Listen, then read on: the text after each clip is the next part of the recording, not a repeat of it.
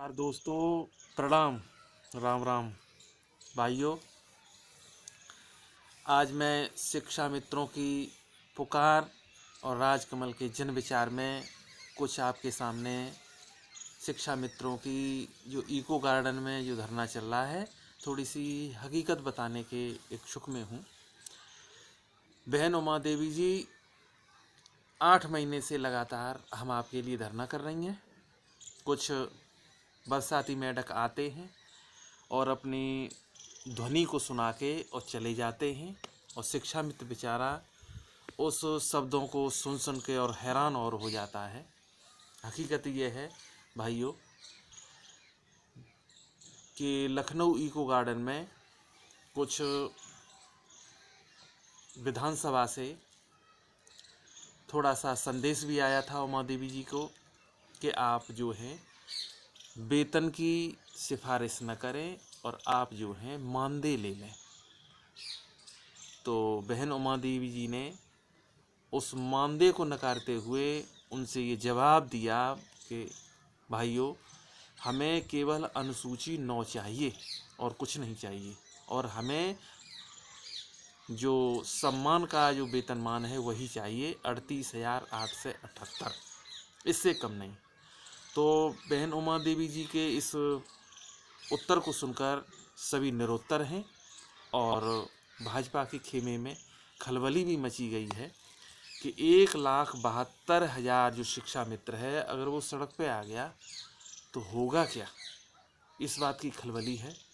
और मित्रों, कुछ सूचनाएं ऐसी भी आ रही हैं कि बड़े बड़े रेलवे संगठन के जो व्यक्ति हैं, जिनका संगठन है, वो भी उन संगठनों ने शिक्षा मित्रों को, उमा देवी जी को इको गार्डन में जाकर उनको ससम्मान, उनका सम्मान वापस दिलाने का वायदा किया है, और उमा देवी जी के साथ कंधे से कंधा मिलाकर उन्हें उनके साथ चलने का आश्वासन भी दिया है। दूसरी बात यह है कि उमा देवी जी ने सभी को जवाब भी दिया है कि आपने जब हमें 2001 में लगाया था, उस समय आपने जो अहर्ता थी वो इंटरमीडिएट मांगी थी, तो इंटरमीडिएट अहर्ता के साथ साथ उन्होंने फॉर्म में अप्लाई किया और वो शिक्षा मित्र बन गए।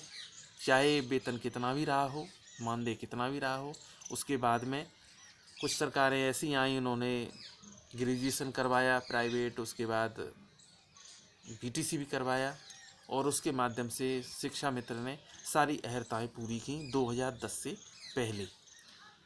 फिर भी सरकार धोखाधड़ी में डालकर और शिक्षा मित्रों को सुप्रीम कोर्ट में हरा दिया।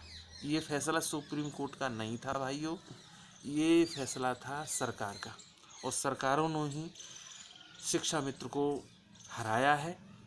नहीं, किसी की औकात नहीं थी जो 1,72,000 व्यक्तियों को सरेआम गोली मार दे, उनके परिवार में कोहराम मचवा दे। शिक्षा मित्र की कोई गलती नहीं थी। शिक्षा मित्र जो था तब भी पढ़ा रहा था और अब भी पढ़ा रहा है, लेकिन अब बहुत लाचार है, बहुत लाचार है भाइयों। अब उमा देवी जी ने आज 3 तारीख सुबह में एक घोषणा की है कि जो भी शिक्षा मित्र संगठन हैं, जो जिला संगठन हैं, उनसे सभी से अपील की है कि आप 10 जनवरी को सभी जिला संगठन के अध्यक्ष जो हैं वो इको गार्डन पहुँचें। तो मैं सभी जिला संगठन के अध्यक्षों से मेरा अनुरोध है कि भाइयों, इस बार हमारी और आपकी अंतिम लड़ाई है, इस लड़ाई को अंजाम तक पहुंचाना है। सरकार भी घबराई हुई है, और हमारे तुम्हारे संख्या बल को देखकर ये हमारी तुम्हारी मांगें पूरी भी कर सकती है, इसमें कोई दो राय नहीं है।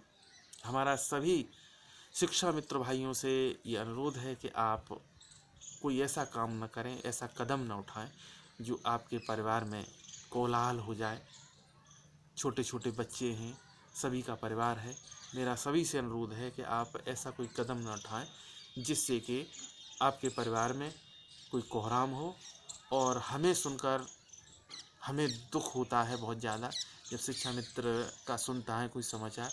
कल ही मैंने एक समाचार सुना कि एक शिक्षा मित्र भाई की हृदय गति रुक जाने के कारण उनकी मृत्यु हो गई। तो मेरा सभी से अनुरोध है कि आप ऐसा न करें। 10 तारीख को मीटिंग बन रही है और कुछ न कुछ हमारी तुम्हारी आर पार की लड़ाई होनी है। सभी शिक्षा मित्रों से, सभी बहनों से मेरा अनुरोध है, सभी भाइयों से मेरा अनुरोध है कि आप जो हैं उनके आदेश पर, बहन उमा देवी के आदेश पर आप इको गार्डन जरूर पहुँचें। ये बिल्कुल धरना ऐसा है जिस तरह से गांधी जी ने अपना धरना, असहयोग आंदोलन या जो भी आंदोलन उन्होंने चलाए अहिंसा के प्रति, उस तरह से आंदोलन है। हमें तुम्हें उमा देवी ने कोई झूठा आश्वासन नहीं दिया है, न 8 महीने से बिल्कुल कोई गुमराह किया है। आप से मेरा अनुरोध है कि आप जो हैं उमा देवी से कंधा मिलाकर जब उनकी आवाज़ आए हमारे और आपके लिए, तो हम और आप सब बहन और भाई इको गार्डन में उनके सामने उपस्थित हों। और सभी भाइयों से मेरा अनुरोध है कि आप मेरे चैनल को लाइक करें, कोई आपका सुझाव हो तो कमेंट भेजें, चैनल को सब्सक्राइब करें, बेल आइकन दबाएं ताकि आगे की आपको नोटिफिकेशन मिलती रहे। रोज़ाना कुछ न कुछ वीडियो, कोई न कोई जानकारी मेरे हिसाब से होगी, मैं आपको ज़रूर बताऊंगा। प्रणाम।